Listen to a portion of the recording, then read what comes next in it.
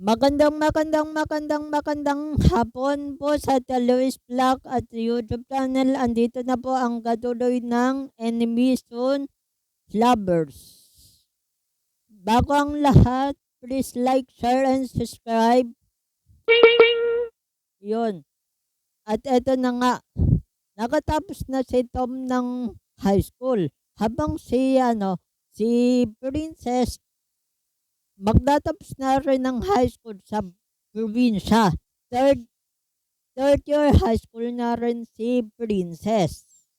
Hindi na sila magkasamang mag-high school sa Maynila ni Tom kasi natestino yung ama ni Princess sa probinsya. Kaya minabuti ng papa ni Princess na isama na lang siya sa probinsya kaysa naman mag-isa lang si Princess sa bahay.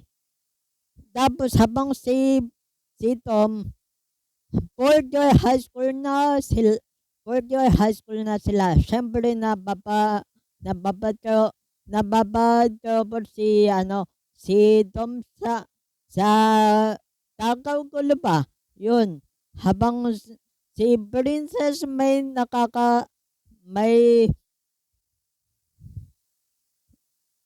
alam niya yun tungkol kay Tom sa Maynila. One day bakasyon na kasi ni Tom, bakasyon na ni Tom at saka ni Princess, and then tumawag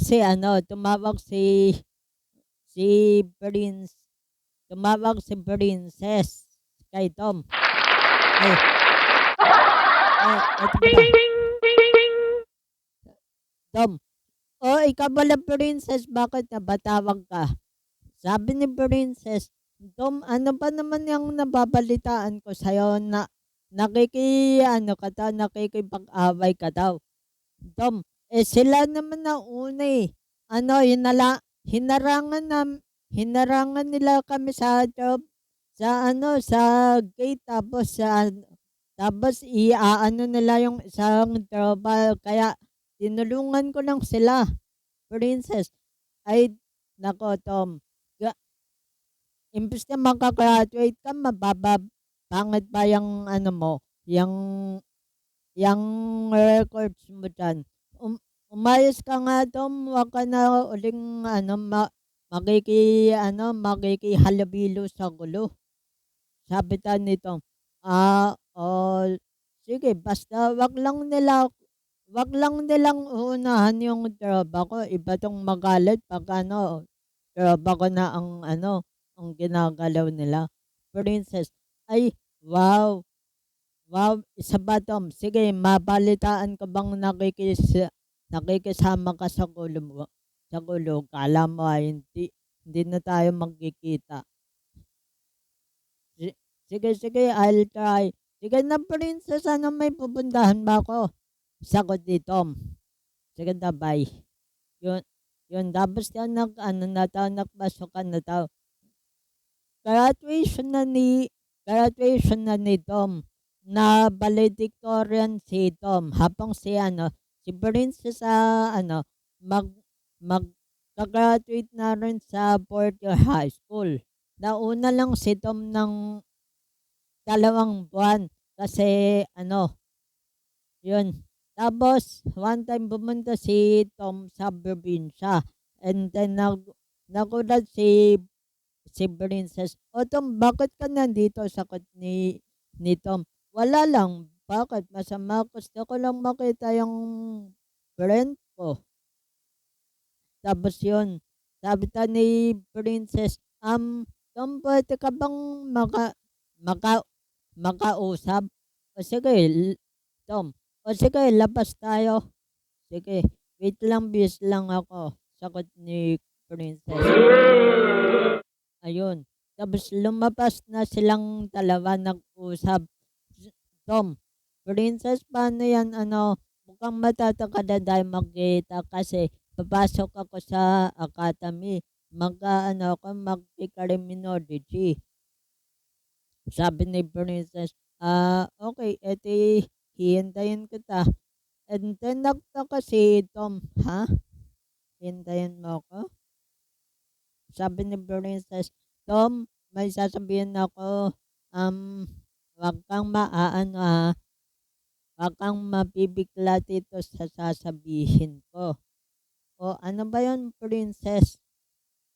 "Tom, kasi nung high school pa tayo nag-umpisang nagkaroon ako ng pagkagusto sa'yo." Hindi natulala si Tom. Sabi ni Princess, "Hoy Tom, natulala ka na diyan." Sagot ni Tom, "Princess, ako rin may sasabihin din ako sa'yo. Nababalitaan mong nakikipag-away ako sa ano, sa school namin, 'di ba? Kasi kasi ano, sinasabi nilang may iba ka na dito sa probinsya, na hindi na tayo magkikita, na hindi hindi ako yung ano, princess. So ano ngayon?" "Wait lang kasi patapusin mo akong princess," sabi ni Tom. Um, "Princess, oo, ako rin may gusto din ako sa'yo." "Princess, ngayon nagkaaminan na tayo ng feelings. Gusto ko lang malaman mo kung hihintayin, baka mamaya 'pag nasa loob ako ng academy, may mangligaw sa'yo, ipagbalit mo lang din ako. Katulad ng ex ko, remember nung ano, elementary nagka-ex ako, Princess." "Sus, bata ba kayo nun, Tom, hindi hindi ba niya alam ang kahalagahan mo? Tsaka bakit naman ako magpapaligaw kung ikaw talaga ang dinidibog ng puso ko?" And then kinilig si Tom. "Sus, ang GC naman ni Princess," sabay kurot sa pisngi ni Princess. "Try naman, Dom, pinanggigilan ba ako? Kita na ngang hmm." Tapos sabi daw nito, "O paano 'yan, hapon na, nagugutom ka na?" Sabi ni Princess, "Wala akong pera, eh." "Hindi, ano ka ba, Princess, libre ko kahit saan." Ang sweet naman, sagot ni Princess. "Ay dun na lang daw sa ano, sa ano, dun na lang tayo sa favorite nating restaurant." O sige, yun na daw, kumakain na daw sila at umorder na sila ng pagkain. So tanong ni Tom, "Princess, saan gusto mo pumunta? Tutal maaga pa naman, mamaya mamaya ako na lang maghahatid sa'yo." Sige, kumala pa daw sila sa ibang lugar. Tapos yun, umuwi na sila, inuwi na ni Tom si Princess. Tanong ni Princess, "Ay Tom, gabi na, saan ka ba nauwi dito sa probinsya?" Ay, sagot ni Tom, "Ay hindi, ano, dumayo lang ako dito para sa'yo. Uuwi na rin ako ng Maynila kasi na-miss kita, para din masabi ko yung mga sasabihin ko sa'yo, kasi sa May maglalakad ako ng requirements, tapos sa dun papasok na ata ako sa academy." Princess, sus, ang sweet naman, at dahil diyan, si mama at papa na lang naman kasama ko dito. Dito ka na lang matulog, Tom. Nakakaya naman kay tita at saka kay tito. Hindi yan, Tom. Pin ayan na nga ayan na nga pinaalam ni Princess si Tom kay ano, mama at papa niya. "Dito matutulog si ano, si Tom." Sabi ng tita, Sige, sige, alam kong malayo ka pa, iho. Sige, dito ka na matulog. Dun ka na lang sa ano, sa dun ka na lang sa ano, kwarto ni Princess. Ay, pero dun ka lang sa ano, labag. Opo tita, sa labag na lang po ako. Natulog na daw sila. Tapos daw ano daw, kina Kinaumagahan kinaumagahan ano, umuwi na daw si Tom ng Maynila. Nagpaalam na daw si Tom kay Princess, "Princess, sasauwi na ako sa Maynila, mag-asikaso pa ako ng papel ko sa academy." Kasi tumawag si Daddy. "Princess, sige ingat ka dun ha. Uy, kailan tayo uli magkikita?" "Yan mo sige, paglabas na paglabas paglabas na ano ko rin sa academy, kikitain kita agad." "Princess, uy, baka habang nag-aaral ka sa academy ipagpalit mo ka." "Sus, si Princess naman, hindi kita ipagpapalit." Sabay kurot uli ni Tom sa pisngi ni Princess. "Uy, baka mapunit naman yung pisngi ko," sagot ni Princess. Tumawa si Tom. "Ikaw talaga? Sige na, uwi na ako Tom, ano, tinatawagan na uli ako ni Daddy." Yun, tapos tumawag daw yung daddy ni Tom. Nakalabas na si Tom sa bakuran nila Princess. "Oh, Daddy, Daddy ni Tom. Oh, Tom, asan ka na?" Andito pa po ako sa kila Princess."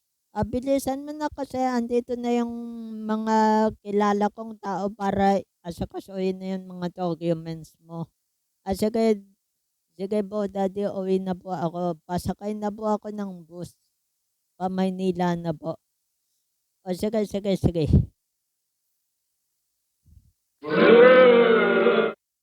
Yun na daw.